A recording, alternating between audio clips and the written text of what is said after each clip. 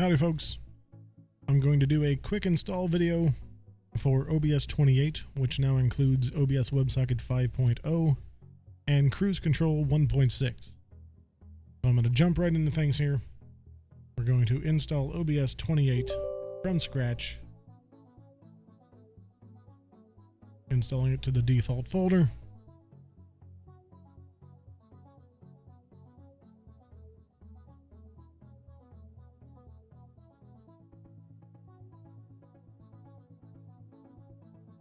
We're going to open up OBS. I'm going to cancel out of this because it's irrelevant for this tutorial. When you get into OBS, you'll want to go to Tools, OBS WebSocket Settings, enable the WebSocket server. Server port 4455 is fine. Enable authentication is fine. And set a password. In my case, I'm going to use do not hack me. Apply. Yes, I want to use my own password, and click OK. Your WebSocket is now set up and awaiting a connection.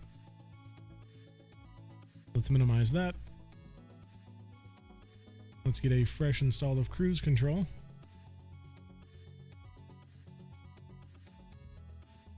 Which is now here. This is just unzipped. Let me open up my text editor. So to install Kruiz Control, you're going to want to set some settings files. The documentation has a guide on what these settings files are and what they need to be set to, but I'm going to go through them here as well. So first, you'll have your chat, OAuth text, and your user text. Your OAuth token is what is the token used to connect to Twitch and use your account and such things. So I'm not going to show you my token, but that's what you want to put in here and then save it. User text tells Kruiz Control which channel to join for chat. In my case, Tim TV. Let's save it. Down under OBS, there's an address text file. This is already filled out for you. This should work just fine. The next part is your password, which in my case now is do not hack me. Save. And the last thing you need to edit for the basic functionality of Kruiz Control is in this Twitch folder. There is a user text. You want to set that to your channel as well. In my case, Tim TV. This file tells Kruiz Control, for some reason I can't say that, which channel to watch for channel point redemptions and hype train events. So once you have those all set, you're pretty much good to go for Kruiz Control. So I'm going to minimize this. And since I didn't want to show you my OAuth token, I am now going to copy my actual OAuth text into this folder.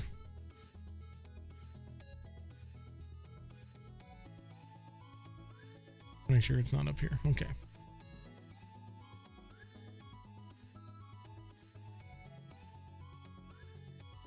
All right, so we have that. Let's go back to OBS. We've saved all of our settings files. We're good to go there. Now we need to add a browser source, and let's add Kruiz Control. It's a local file. Browse. And then browse to where you have your Kruiz Control folder at, and add index.html. Make sure shutdown source when not visible is unchecked, and Kruiz Control will be forever loaded anytime you load OBS. You don't have to have it in multiple scenes or anything like that. It doesn't have to be in your active scene. As long as it's loaded, we're good. So now Kruiz Control is there. So now if I go here to my channel, I now see Kruiz Control initialized. So Kruiz Control is now at least in chat. So So the next thing we don't want to test is to see if we're connected to the WebSocket, which is kind of simple to do now. If you go to OBS WebSocket settings, we now have a WebSocket session listed right here. So we know we're connected. Let's make sure it works. So let's add a couple images. We'll call it image 1.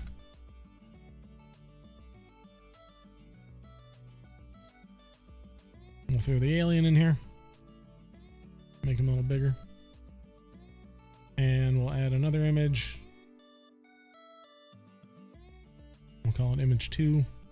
And we'll get Simon Cowell in there. He's very unimpressed. And bored, much like you are watching this video.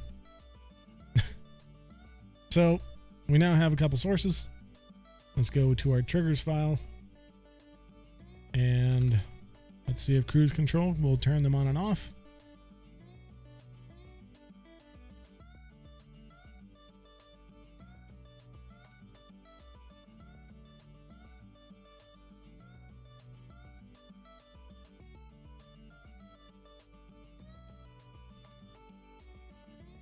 OBS Source Image 1 toggle, OBS Source Image 2 toggle. Let's save that. And obviously this is the two names of the sources in OBS right here, Image 1 and Image 2. So if we go back to chat, and let's try to view chat and OBS at the same time, like so. We need to reset Kruiz Control because we just added code and it needs to be reloaded for that code to be available. All right, Kruiz Control is initialized again. Let's try it. Our images turn off. Our images turn on. So we're connected to the WebSocket. Kruiz Control is now successfully controlling the visibility of these sources. And now the rest of our OBS actions should work as expected. And that's pretty much the simplicity of installing Kruiz Control and getting it working. Hopefully this video helps you. I'm sorry that our previous video is as old and outdated as it is. But that's the way it goes sometimes. So hopefully this helps. Have a great night. Have a great day. Whatever it is. Enjoy Kruiz Control. We hope it helps you have all kinds of fun with your streams and such. So until next time, take it easy.